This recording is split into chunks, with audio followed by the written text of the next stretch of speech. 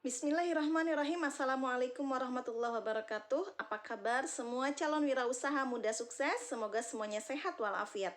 Baik, untuk hari ini kita akan bahas bagian ketiga pada bab ini, yaitu mengenai kegagalan dan keberhasilan wirausaha. Apa saja faktor-faktor yang menyebabkan kegagalan ketika berwirausaha? Yang pertama, itu karena perencanaan yang kurang matang.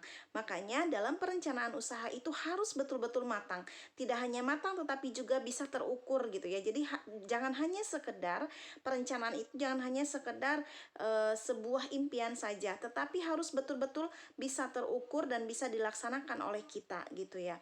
Nah, perencanaan yang kurang matang atau gagal dalam merencanakan artinya kita merencanakan kegagalan. Jadi harus matang dalam perencanaan. Buatlah bisnis plan dengan sebaik-baiknya gitu.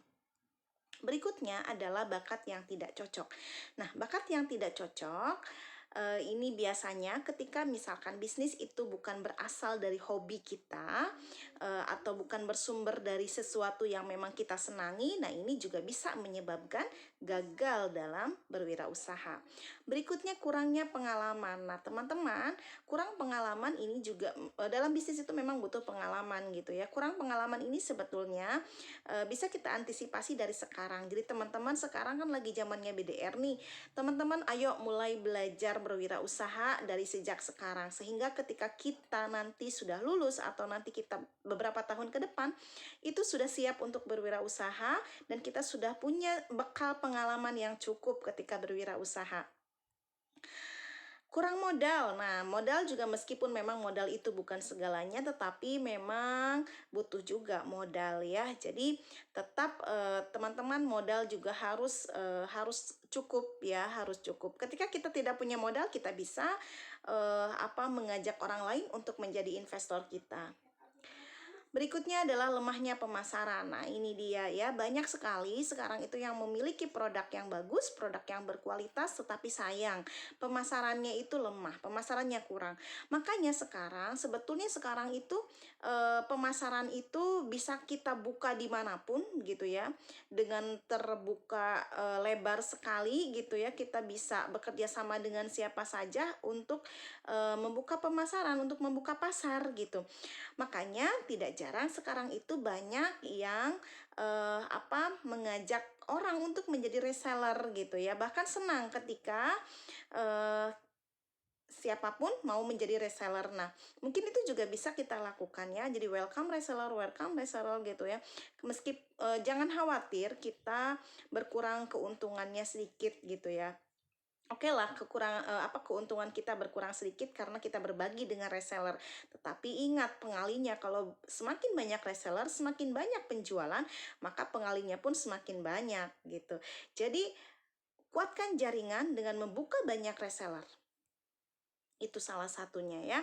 Nah, terus berikutnya adalah etos kerja yang rendah. Ya, mau dimanapun juga kalau etos kerja rendah, males atau kitanya terlalu mager orangnya gitu, udah jelas lah ini pasti gak akan bisa berhasil gitu ya. Memang untuk berhasil itu butuh kerja keras yang luar biasa teman-teman. Jadi kita harus senantiasa bekerja keras ya. Oke, selanjutnya faktor keberhasilan wirausaha apa aja? Nah, yang pertama ternyata faktor keberhasilan wirausaha itu adalah, yang paling pertama itu adalah jujur. Sikap kita jujur terhadap siapa? Terhadap diri kita, terhadap pelanggan, terhadap konsumen ya, terhadap rekan bisnis kita. Nah, ini yang pertama, harus jujur. Nah, jujur terhadap pelanggan, hati-hati teman-teman ketika buka usaha, terus kita punya produk, terus kita beberkan produk kita itu, kita sampaikan keunggulan-keunggulannya. Tapi ketika misalkan kita menyampaikan keunggulan ada sedikit kebohongan saja, nah itu akan menjadi justifikasi dari pelanggan bahwa produk ini mah kemarin juga menjanjikannya seperti ini, tapi ternyata kenyataannya begini. Bohonglah, nggak usah percaya. Dan ketika kita tidak jujur satu kali sama pelanggan, selamanya kita tidak akan dipercaya. Jadi harus jujur, harus menyampaikannya dengan sangat rinci apa kelebihannya, apa kekurangannya. Ketika dia membeli pun dia sudah tahu gitu ya. Nah, berikutnya adalah berani. Harus punya keberanian memang dalam melangkah, terutama ketika kita mau memulai bisnis, itu sangat berat. Nah, makanya ya udah berani saja langkahkan kakinya untuk memulai gitu ya. Jadi harus berani. Berani dalam hal apa? Satu, berani dalam melangkah ketika memulai. Berikutnya adalah ketika kita sudah berjalan bisnisnya, ya tentunya harus berani juga dalam mengambil resiko. Karena tidak ada yang tidak berisiko. Semuanya pasti berisiko. Tetapi lebih berisiko lagi ketika kita diam gitu ya. Jadi semuanya pasti berisiko, semuanya pasti ada resikonya gitu. Tinggal kita nanti bagaimana memanajemen resiko yang akan ada di depan yang terjadi nanti gitu. Kita tinggal memanagenya atau bagaimana caranya supaya kita bisa meminimalisir risiko yang ada di depan mata. Jadi beranilah dulu teman-teman ya. Berikutnya adalah disiplin. Disiplin di sini dalam artian kita melakukan segala sesuatu dengan tertib, dengan teratur gitu ya. Dilakukan secara kontinu, tidak sekarang semangat terus besoknya melempem gitu ya. Jadi harus teratur, harus kontinu. Selanjutnya adalah dapat melaksanakan manajemen dengan baik. Fungsi manajemen, sebelumnya Ibu pernah menyampaikan, ada 4 fungsi utama manajemen itu. Yang pertama adalah planning atau perencanaan. Yang kedua adalah organizing atau pengaturan, ya, kemampuan kita dalam mengatur bisnis. Terus yang ketiga adalah actuating, pengendalian bisnis. Terus yang keempat adalah controlling atau mengontrol, mengawasi bisnis tersebut gitu ya. Jadi POAC itu adalah fungsi utama dari manajemen: planning, organizing, actuating, dan controlling. Nah, bagaimana kiat-kiat agar kita bisa berhasil ketika kita menjadi wirausaha? Yang pertama, kita harus memiliki emosi untuk membayangkan bisnis ke depan, membayangkan keberhasilannya, termasuk membayangkan resiko-resiko yang akan terjadi ke depan, sehingga kita punya punya gambaran gitu akan seperti apa kita ke depan. Ketika berhasil seperti apa yang harus dilakukan, ketika pun gagal seperti apa dan apa yang harus dilakukan gitu. Jadi punya emosi, minimalnya itu sudah punya emosi dulu. Emosi itu berarti kemampuan untuk membayangkan gitu ya.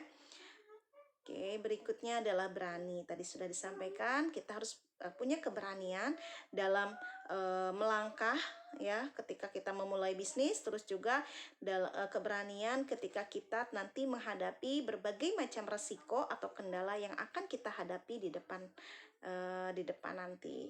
Terus gigih ya, harus bekerja keras, harus senantiasa bekerja keras gitu.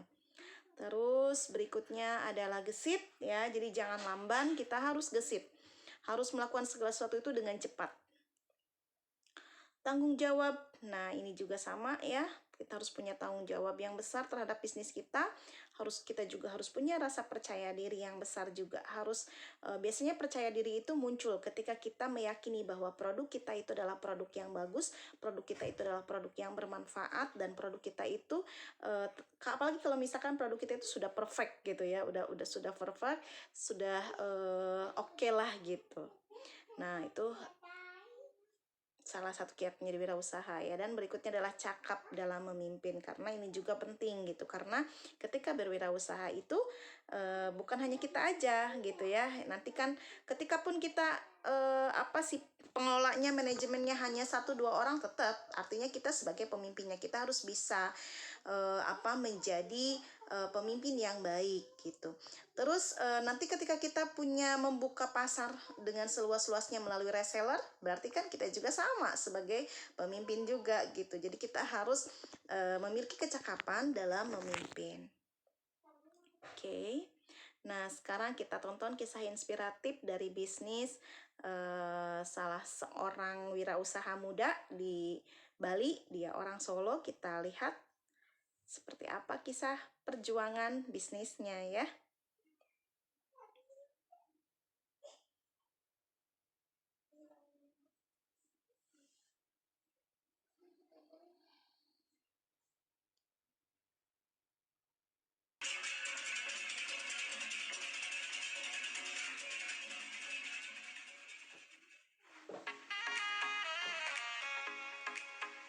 Apa sih yang kalian pikirkan ketika melihat tempe?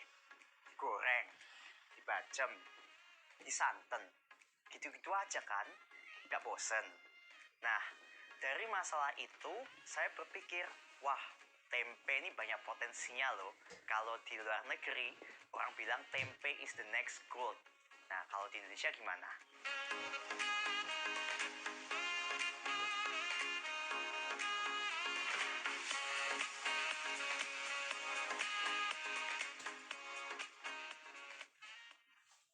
Nah, dari masalah ini, aku Beni Santoso, 24 tahun, asal Solo, kemudian merantau ke Bali untuk kuliah, di kuliah perhotelan STP Nusa Dua Bali. Saya berpikir karena tempe ini unik, akhirnya saya jadiin proyek kuliah saya. Saat itu saya bikin tempe dua macam. Ada tempe rasa bawang putih dan juga tempe rasa keju. Bayangin kan, tempe di pasaran kan biasa. Kenapa nggak kita kasih flavor aja? Nah, percobaan pertamaku dengan tempe keju itu berhasil. Ketika kalian nyoba, ada rasa kejunya enak, maknyus. Tapi yang tempe bawang putih, waduh, nyoba berapa kali gagal mulu. Masuk akal sih, bawang putih kan ada antibakterinya. Jadinya tempenya gagal mulu. Akhirnya saya bingung kan, ini udah 6 bulan project, udah selesai mau diapain. Biar nggak mubazir, aku bilang ke teman-temanku, nanti tempe ini bakal aku jadiin usaha loh. Beneran deh akhirnya kejadian. Akhirnya aku mulai buat tempe yang aku kasih nama Ini Tempe, Innovate New Idea. Bersama Sahaja dan Dompet Duafa, Anda turut bersodako 2,5%.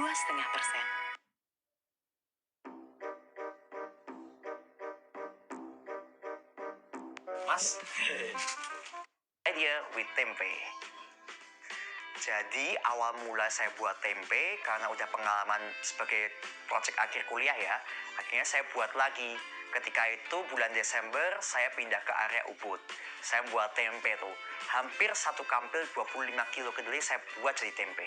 Tapi hasilnya gagal semua, gagal total.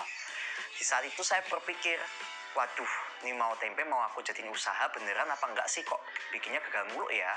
Akhirnya aku belajar lagi, mulai buat tempe, akhirnya berhasil. Kemudian aku punya tetangga nih, aku iseng menjual tempe pertamaku ke tetanggaku itu. Aku masih ingat aku jual ke beliau 10.000.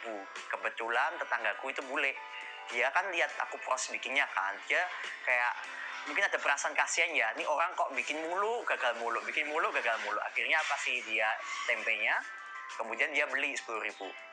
Kemudian dia bilang, kamu nggak bikin nih tempe model-model lain, kok bikinnya tempe polos saja. Akhirnya aku kepikiran, aku olah apa ya tempe, kok kayaknya masa aku jual polosan aja. Akhirnya aku mikir, ini harus ada produk olahan nih dari tempe. Sesuai dengan namanya kan Ini Tempe, Innovate New Idea with Tempe. Harus produk yang inovatif. Kebetulan ibuku suka bikin kue kering. Aku coba deh bikin kue kering tapi basicnya dari tempe. Nah, buleku tetanggaku ini aku jadiin kelinci percobaanku. Aku kasih dia satu persatu jenis kue kering yang aku buat. Terus dia bilang, enak juga kue keringmu, tapi ada rasa pahit tempenya. Coba deh bikin lagi. Akhirnya aku coba bikin lagi dan muncullah kue kering dari tempe. Gitu. Jadi modal itu nggak melulu tentang duit. Modal aku bagi 4 ya. Pertama modal mindset. Yang kedua modal ilmu. Ketiga modal networking. Dan yang keempat baru modal keuangan. Yang pertama modal mindset. Kalau mau bikin usaha, jangan melulu mikirnya nyari duit, nyari cuan, nyari untung. Nggak bisa. Modal awal usaha itu yang pertama adalah mindset. Kita benerin dulu mindsetnya. Kita belajar untuk nyari kenalan, networking, pelanggan, benerin sistem, benerin produk. Jadi jangan melulu tentang jual dapat cuan. Yang kedua adalah modal ilmu. Jadi ilmu apa sih yang kalian punya sebagai basic dalam membuat usaha? Mungkin kalau aku pribadi di Ini Tempe, aku pernah bikin project buat tempe. Nah, itu aku jadikan sebagai ilmu awal. Kemudian kebetulan aku juga anak kulineri, ilmu masaknya juga kepake. Dan sebelumnya aku juga anak sains di SMA. Jadi ketiga hal ini aku jadiin satu untuk membuka usaha ini. Kemudian modal yang ketiga adalah modal networking. sebagai pengusaha kita nggak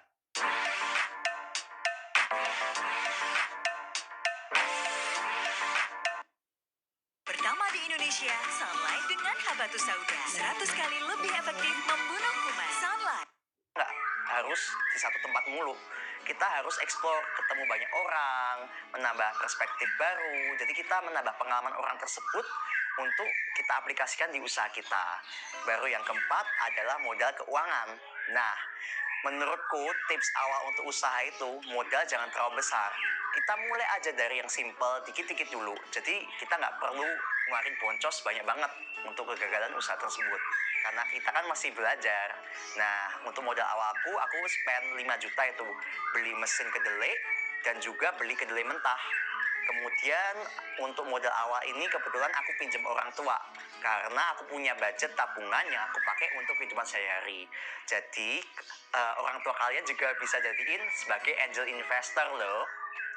Kalau ditanya tentang suka dalam usaha, yang jelas dapat cuan lah, apalagi kalau bukan duit. Nah, kalau dalam usahaku ini, aku paling senang belajar. Jadi, passion ketemu orang baru, mendapat perspektif, belajar terus, kemudian menyalurkan ekspresi lewat karya-karyaku. Kemudian, kalau ditanya sukanya lagi ya banyak juga sih, tapi kalau ditanya dukanya, wah, yang pertama dari segi SDM. Susah banget kan nyari orang masuk keluar. Pertama alasannya hamil, pindah kerjaan, kemudian menikah, pulang kampung, sakit. Nah, banyak tuh. Kemudian yang kedua ada juga kayak misalnya isu-isu seperti komplain customer, kemudian gunung meletus, dan juga seperti saat ini nih, corona pandemik. Tapi yang paling lelah itu awal-awal ketika usaha. Ketika aku harus investasikan waktuku, nggak punya waktu untuk istirahat yang cukup, nggak ada libur, dari Senin sampai Minggu kerja mulu. Tapi aku yakin, suatu saat usaha tidak akan mengkhianati hasil. Nah, kalau ditanya kunci untuk survive, relate dengan situasi pandemik sekarang, cukup sulit sih benernya, terutama dari pendapatan yang semakin menipis. Did you know that it costs McDonald's $1.91 in advertising just to Tapi cukuplah untuk membayar operasional perusahaan. Nah, dari itu aku selalu berpikir positif. Di situasi seperti ini kita nggak boleh gegabah mengambil tindakan yang aneh-aneh. Kita positif aja untuk introspeksi diri dan selalu bersyukur. Mungkin dari awal yang nggak punya waktu untuk jalan-jalan, nggak punya waktu rileks, sekarang bisa rileks.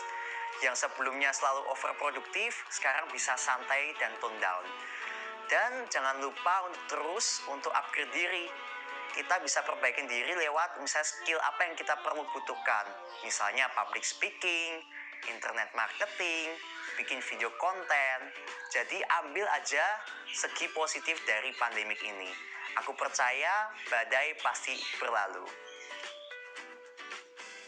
Sementara ini tempe Bali baru bisa ditemukan secara online maupun bisa belanja di healthy shop area Bali dan luar Bali. Keinginan saya sih nggak muluk-muluk. Saya berharap ini tempe Bali bisa lebih kenal secara luas di domestik, nasional maupun market internasional. Saya percaya bahwa dengan usaha kerja keras tidak akan mengkhianati hasil. Semangat! Oke, tadi sharing pengalamanku dengan usaha ini tempe Bali. Aku juga punya 3 pedoman, yaitu 3P. Passion, kita harus sabar. Woles saja, jangan gerusa-gerusu. Kemudian passion, hasrat gairah. Kalau kalian lagi down, kalian ingat motivasi awal kalian tuh mau ngapain sih? Yang ketiga adalah persistent. Itu adalah kalau kita lagi jatuh, kita bangkit lagi. Kalau kita jatuh, kita semangat lagi. Kalau kita jatuh, kita mulai lagi. Jadi, jadikan itu sebagai proses pembelajaran kalian ya. Sekian dari aku, semoga bermanfaat.